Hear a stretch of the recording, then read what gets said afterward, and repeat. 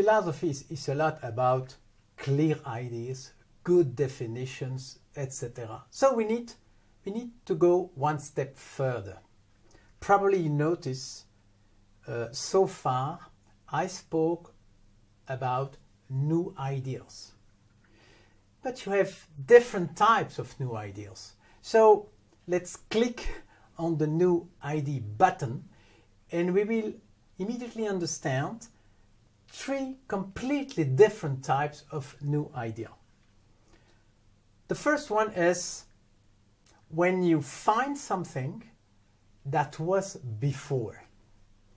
Newton suddenly found the law of gravity, but it was before. Copernic found the new law, the sun in the center and the planets around. Suddenly it was a big bang in his head, but no impact on the solar system. It was before. So a new idea can be a sudden explanation of something very old. And this is mostly science. An expert, a scientist explained and suddenly have new ideas, as a byproduct, new explanation. In a different world, different area, Champollion. Champollion, and I think I have an example here, he understood how Egyptians were writing at that time. It was highly complicated because people were convinced the hieroglyphs were either videogram or ideogram, symbols or images. And people were prisoners of this or logic, either or. Champollion broke the or logic and said, why couldn't we have and? And he was right. Hieroglyphs are made of images and symbols, and that's how he understood the Egyptians' writing. But those are discoveries.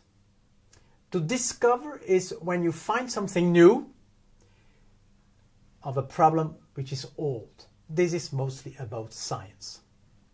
You have a completely different kind of findings when you find something that simply can be. Like, I'm from Belgium, Tintin, Tintin, the character. Hergé found it. It was a beautiful idea, but it was not a necessity.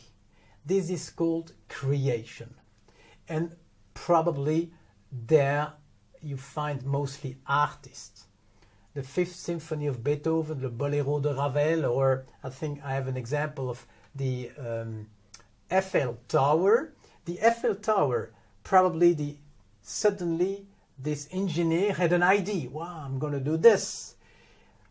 Beautiful, and I don't judge. But the Eiffel Tower was just a possibility. You can imagine the world without the Eiffel Tower. And this is creation. Business is not a little bit concerned by discovery and by creation. A little bit. But most of the business is about a third type of new ideas. To find something that is not, so it's not a discovery, but that must be, so it's not a creation.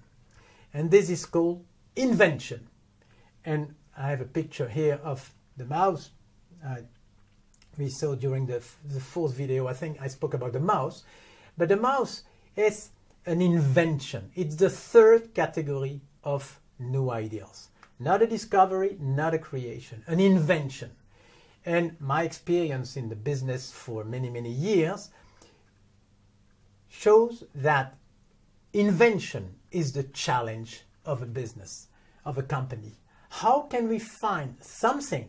How can we find something that is not, but that will come? And of course, in market economy, how can we find it before the competitor? That's the rule of the game. And so the new idea in my, and probably the way I'm going to use it in the next lectures, I will focus on inventions only, because inventions are really the challenge of the business. But I have now a visual just to summarize what I said. I will not go into too many details, you can read, but you'll see a lot of differences. The way the intellectual property is protected. You have some other example. La Pyramide du Louvre is definitely a creation, and the iPod is definitely an invention. You can add many examples. But now we reach the end of this first lecture, and we have done a lot. You remember? Change is a must. 2 types of change. You need to change twice. Creativity, innovation are on one side and on the other. We forgot about innovation, focus on creativity. We realized the 2 steps, the 2 strokes of the brain. You need the 2 brains, not at the same time. Then now we have just clicked on the new ID button. You have seen different. So we have done a lot. And invention is in the heart, at the heart of the whole course here. Invention, and now you understand what it is. Invention is mostly about reorganizing perception. Let's take another famous example, the steam machine. The steam machine. What is strange? Everything was there. Steam existed. Wheel existed. Wood existed. Steel existed. Everything was there. What happened in the inventor's mind? Suddenly, a reorganization of the perception. And this is, to me, an excellent definition of invention. We will be back on that in the next lectures. The next one will be, how do we think? How do we think? Of course, this lecture number 1 was mostly about change. I'll be back on the same topic with a different angle, different point of view.